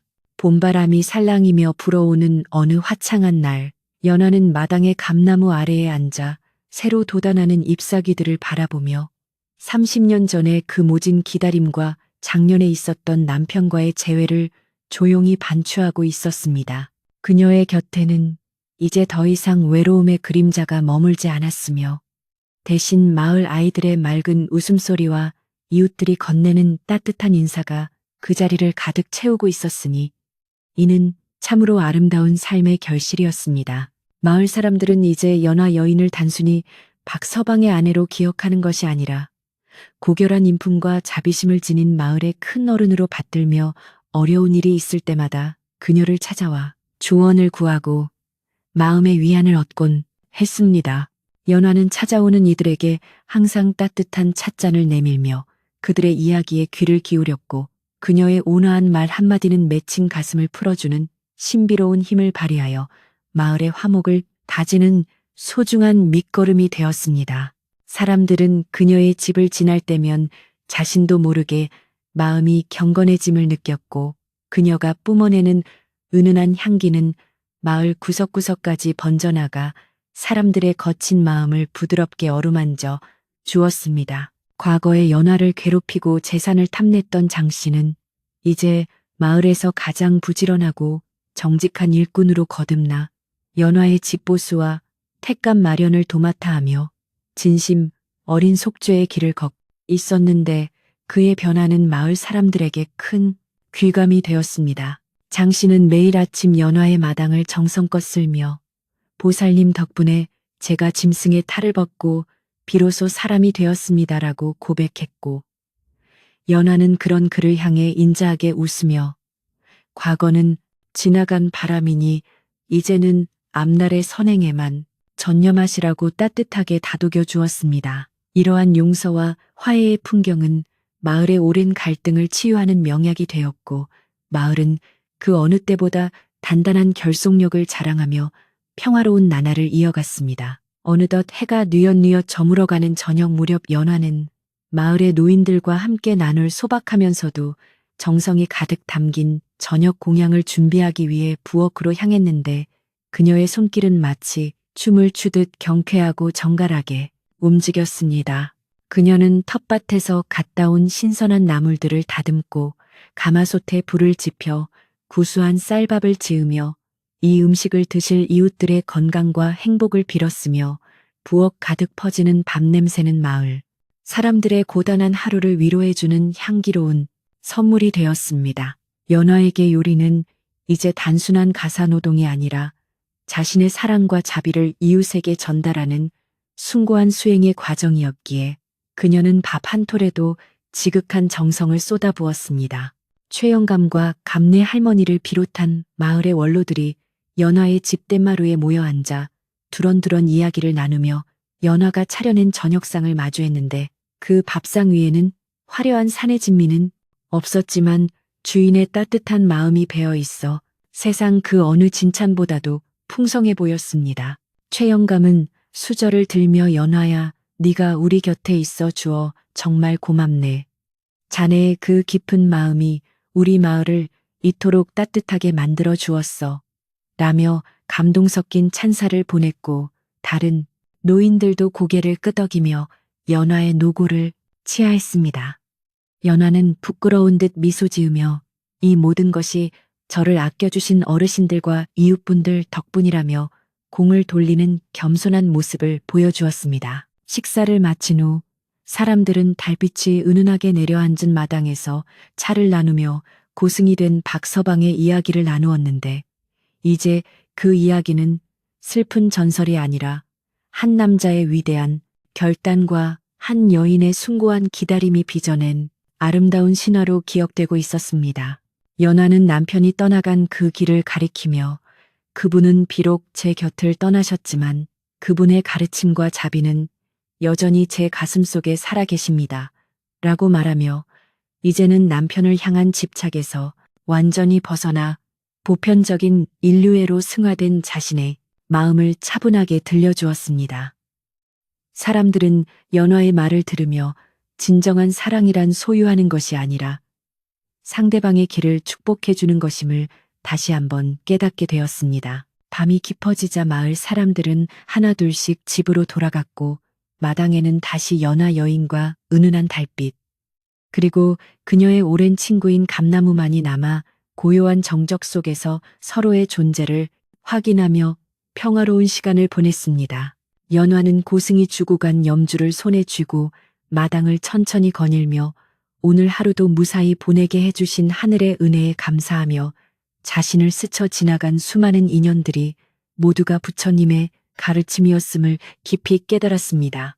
그녀의 발걸음은 가벼웠고 가슴 속에는 그 무엇으로도 채울 수 없는 충만한 기쁨이 가득 차올라 그녀의 얼굴에는 세속의 고뇌를 모두 씻어낸 듯한 성스러운 미소가 피어올랐습니다. 연화는 방으로 들어와 호롱불 아래서 고승이 남겨준 경전을 다시 한번 펼쳐들었는데 그 속에는 30년의 세월을 이겨낸 남편의 고뇌와 깨달음이 한자 한자 정성스럽게 기록되어 있어 그녀의 마음을 다시금 숙연하게 만들었습니다.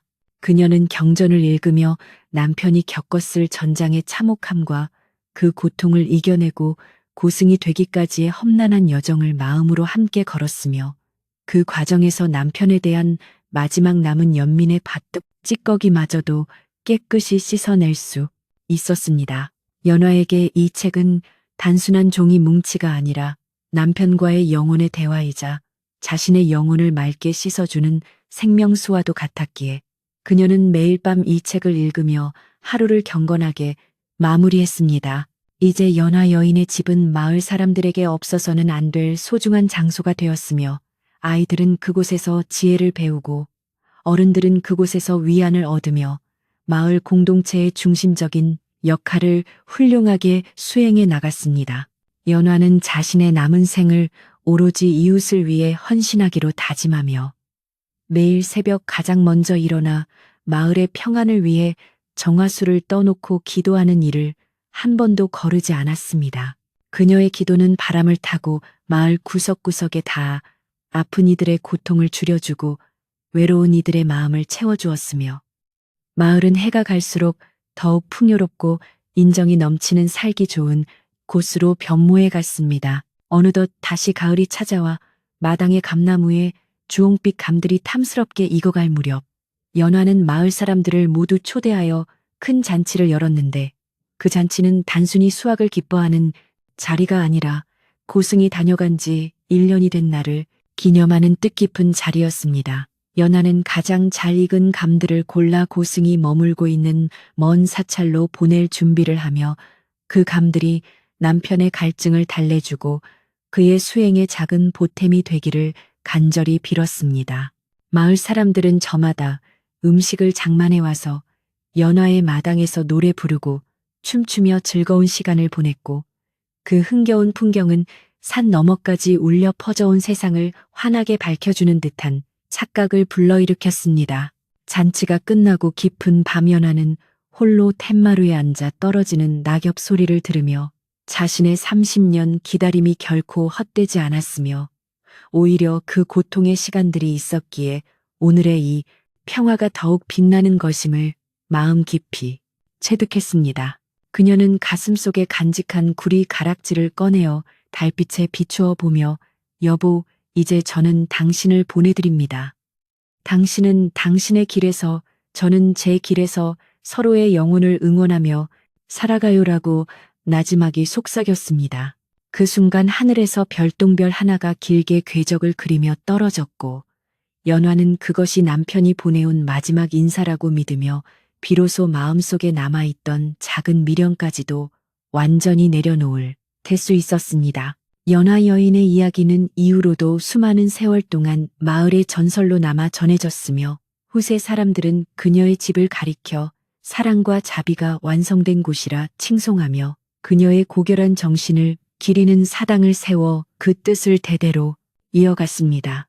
그녀가 심었던 감나무는 수백 년이 지나도록 유난히 달콤한 열매를 맺어 길손들의 배고픔을 달래주었고 사람들은 그 열매를 맛보며 연화 여인의 따뜻한 손길과 그녀가 평생 동안 실천했던 자비의 마음을 떠올리곤 했습니다. 그리하여 이 산골 마을은 고난과 시련 앞에서도 굴하지 않는 사랑의 위대함을 상징하는 명소가 되었으며 오늘날까지도 많은 이들에게 깊은 감동과 교훈을 안겨주고 있습니다. 이제 밤은 깊어 사방이 고요 속에 잠겼고 마을의 불빛들도 하나둘씩 꺼져가며 대지는 휴식의 시간으로 접어들었으니 연화 여인도 이제는 편안한 마음으로 깊은 잠자리에 들 준비를 하고 계실 것입니다. 그녀의 숨소리는 고요하고 일정하며 그녀의 꿈속에서는 이제 남편과의 이별이라는 슬픈 장면 대신 만물이 조화를 이루어 평화롭게 공존하는 아름다운 극락정토의 풍경이 펼쳐지고 있을 것입니다. 이 이야기를 듣는 여러분의 마음속에도 연화 여인이 지녔던 그 숭고한 기다림과 자비로운 마음이 씨앗이 되어 언젠가는 아름다운 평화의 꽃으로 피어나기를 간절히 소망하며 긴 이야기를 마무리하려 합니다. 밤하늘의 보름달이 마을 전체를 은은하게 비추며 연화 여인의 집 지붕 위에도 부드러운 빛을 내려보내고 있으니 그 빛은 마치 세상의 모든 아픔을 덮어주는 어머니의 따뜻한 손길처럼 자애롭고 평온하게 느껴집니다. 대문을 흔드는 선선한 밤바람은 연화 여인이 평생 동안 가슴속에 품어왔던 그 뜨거운 열정과 그리움을 이제는 서늘한 지혜로 바꾸어 마을 곳곳으로 전달해주는 신비로운 전령사와도 같은 역할을 하고 있습니다. 이제 여러분도 무거운 짐을 내려놓고 연화 여인이 도달했던 그 평온한 마음의 경지에 다다라 근심 걱정 없는 깊고 고요한 잠의 세계로 빠져드시기를 진심으로 기원하며 축복의 인사를 건넵니다. 연화 여인이 30년의 긴 터널을 지나 비로소 마주했던 그 밝은 빛은 사실 그녀의 마음속에 처음부터 존재했던 고귀한 신성이었음을 우리 모두는 기억해야 하며 우리 또한 각자의 시련 속에서 그 빛을 발견할 수 있음을 믿어야 합니다. 그녀가 남긴 마지막 한마디는 원망이 아닌 감사였으며 그녀가 내디딘 마지막 걸음은 집착이 아닌 해탈이었기에 그녀의 삶은 우리에게 진정한 행복이 어디에 있는지를 가르쳐주는 가장 완벽한 교과서가 되었습니다. 이제 들판의 풀들도 산속의 짐승들도 모두가 잠든 이 고요한 밤에 연화 여인의 따뜻한 미소를 떠올리며 여러분의 영혼도 가장 평화롭고 안락한 휴식을 취하시기를 간절히 바랍니다. 마을을 감싸고 도는 시냇물 소리가 자장가처럼 들려오고 처마 끝에 달린 풍경이 맑은 소리를 내며 흔들리는 이 평온한 밤. 연화 여인은 이제 기다림의 고통에서 벗어나 영원한 평화의 품 안에서 미소 짓고 계십니다.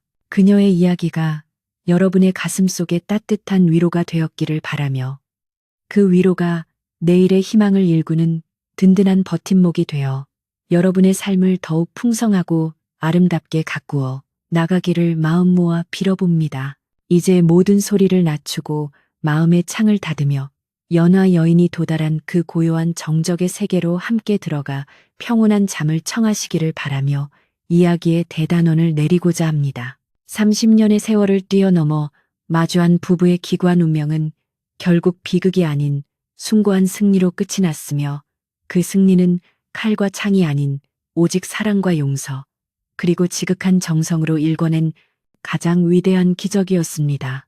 연하 여인이 보여준 그 인내의 미학은 세월이 흘러도 변치 않는 가치가 되어 우리들의 가슴 속에 영원히 살아 숨쉴 것이며 그녀가 지켰던 그 낡은 기와집의 온기는 오늘도 우리들의 차가운 마음을 따뜻하게 녹여주고 있습니다. 이제 모든 미련과 아쉬움을 뒤로하고 연화 여인이 선사하는 평화의 이불을 덮고 세상에서 가장 편안하고 포근한 잠의 나라로 떠나시기를 진심으로 축복하며 기도합니다. 마지막으로 연화 여인이 즐겨 읊조리던 기도문 한 구절을 여러분의 귓가에 들려드리며 긴 밤의 이야기를 마치고자 하니 그 구절이 여러분의 꿈속에 은은한 향기로 남아 평온한 안식을 선사해 주기를 간절히 바라고 또 바랄 뿐입니다. 가는 인연 붙잡지 말고 오는 인연 거부하지 않으며 흐르는 물처럼 살다가 바람처럼 떠나는 것이 인생의 진리라던 그녀의 말씀이 여러분의 마음을 자유롭게 해줄 것입니다. 이제 눈을 감고 깊은 호흡을 내쉬며 연화 여인이 우리에게 남겨준 그 지극한 평화의 선물을 가슴 가득 안고 고요한 어둠 속으로 평안하게 빠져드시기를 바라며 모든 이야기를 마칩니다.